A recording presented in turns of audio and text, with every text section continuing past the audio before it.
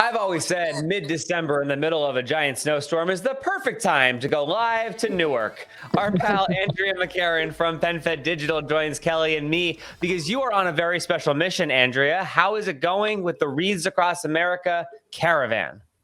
Well, I am on a very special mission, which sadly is temporarily grounded. We will know more in about an hour from now, but one of the most anticipated events of this convoy normally is a stop at the Vietnam Veterans Memorial in Holmdel, New Jersey. Like you said, I'm in Newark. Unfortunately, that morning event has been canceled, but you know what? Nothing is going to stop this group of people from honoring those who served and sacrificed. Ace is enjoying his first snowstorm. You can probably see him looking out over Newark wistfully because he desperately wants to play in the snow again. As always, he has been quite a hit on the convoy, meeting with Gold Star families, veterans, and of course, all of the volunteers that make this possible. I can totally appreciate that. And Ace always steals the show. Your service dog from America's VetDogs. I want to show some video of the convoy that you captured with your PenFed drone that we've been seeing. Great social posts up. Obviously, this year, the convoy bringing all of those 250,000 wreaths from Maine to Arlington National, very different. What's it like on the ground and how are you all making it happen? It's so different, but you know what? To the credit of the organization, even in a pandemic with very strict safety protocols, they made this happen. Take a look at this video now. I recognize it as the convoy rolling through the town of Ellsworth, Maine. Do you see that one truck that you are looking at live right now? That is driven by Gold Star father J.D. Walker. He lost his son, Jeff, in Iraq, killed in action. And he is the lone trucker who is selected to bring wreaths into Arlington National Cemetery. So it's going to happen one way or another. It is definitely going to happen. What is so amazing, you saw people, despite the bitter cold and snowstorms along the way, people are still standing at the side of the road, waving American flags.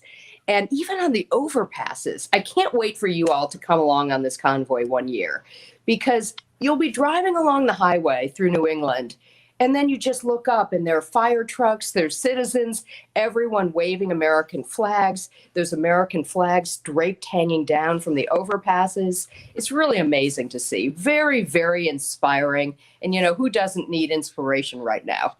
So this, obviously, you mentioned it looks a lot different. How is it going to be different when they arrive in Arlington? Obviously, the throes of volunteers won't be there, but there are going to be some volunteers to help lay some of those wreaths. Well, actually, the only people who are allowed in on Saturday morning is the convoy. And we're going in around 6:30 in the morning Saturday to lay wreaths. Of course, they have the old guard at Arlington that's doing the bulk of the 250,000 wreaths. And then family members can bring their own wreath in. People who have a family pass to get into Arlington, the gates will open at 8 a.m. So it's really been a tough, tough year. It's confusing and heartbreaking for families and other loved ones who really want to get in. You know, it's a tradition. As it was last year, that was one of the most amazing highlights of 2019, was going with the Tommy Show family into Arlington and really taking care of an entire section or two. So this year will be very different. Again, JD is the only driver being allowed in. He has a truck full of wreaths, and you know, we're going to do our thing. I'm going to go back on Sunday because I have, of course, a lot of veteran friends who can't go in this year. So I'm keeping an active list of people who have asked me specifically to go to their friends' graves and take photos and make sure that there's a wreath there. We're talking with Andrea McCarren of PenFed Digital. So the events along the way that normally happen, those are sort of changing, but the spirit is still the same, which is incredible. And are you still expecting, even with the snow, to get the wreaths there on time? Without question. Absolutely. So we started this journey in Columbia Falls, Maine. You're looking at beautiful aerial footage shot by my colleague, Marine Corps veteran Brian Burdett, with a drone. And that's the farm. where the wreaths all begin their journey. And what you're looking at is something referred to as the tip land. What they do, and now I know the lingo, guys, they tip the branches of the trees, meaning they trim them, and those branches become wreaths. Each of these wreaths is handmade, 2.2 million of them. And so they start months ago, and then they are transported down here. And so this is where we started our journey, Columbia Falls, Maine. And then we drove down through the city of Portland and had a very big, surprisingly big outdoor rally.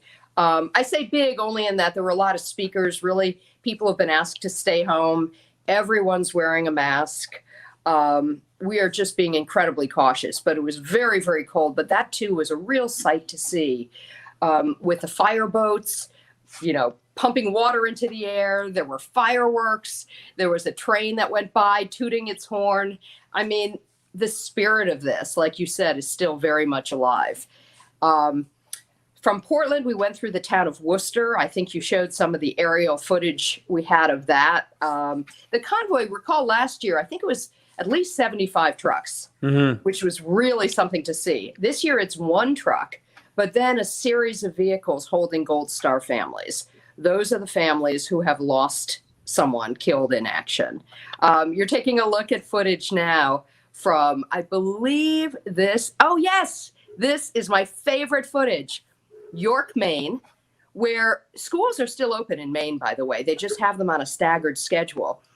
But look at all of the school kids lined up along the route, waving American flags to the convoy. Now that, if you're a Gold Star family, I don't know that it gets much better than that.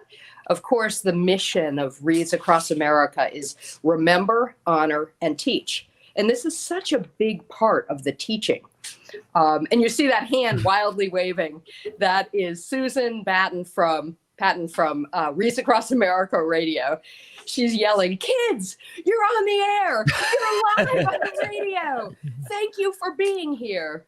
This was the largest group of kids that we saw along the route. Now, there's one truck in the official convoy. How are the other 75 trucks getting down there? Is everyone sort of going their own way, or how is it all? How do in a pandemic 250,000 wreaths get to Arlington National Cemetery? Spectacular question. And I cannot imagine the logistics this year. But up at headquarters of Wreaths Across America, there's something called the Truckers Lounge. And we had great visions of doing stories from there. But of course, we really couldn't in the pandemic. And that's where all of the volunteer truckers from across the country congregate in the days leading up to the convoy. They load up their trucks.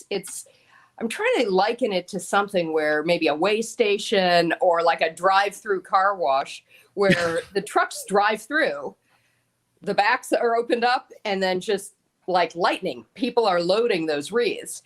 And the truckers all kind of hang around, and it's like an annual family reunion for them. But they've all been heading out on the road in the last week. Whereas last year, everybody split this very same day. But it's still, the fact that they were able to pull this off, and now a snowstorm. And I joked with my team, like, what is next? A plague of locusts? These don't 2020's not over yet. Don't say that. Don't even put it in the universe. My goodness. I think it's too cold for locusts, so. You know what? Frozen locusts falling from the sky. It's possible. But when we pulled up to Newark, it was just snowing sideways. We're all veterans of snow coverage. This was just the craziest storm. And it was sleet, hail, snow. But the show's going to go on. We are canceling the first event, but I do believe later events in the day are going to take place. When they do, Wreaths Across America and PenFed Credit Union, on all of our social platforms, we are live streaming. Great. That was my question too. So Saturday's event will be on the PenFed channels and on the Wreaths Across America channels? Absolutely. Because we've heard from a lot of our Tommy and Kelly show family of like, okay, we can't go, but how do we get to watch it, or how do we participate in it even virtually? Well, Arlington National Cemetery is providing the main live stream, and we will be sharing that.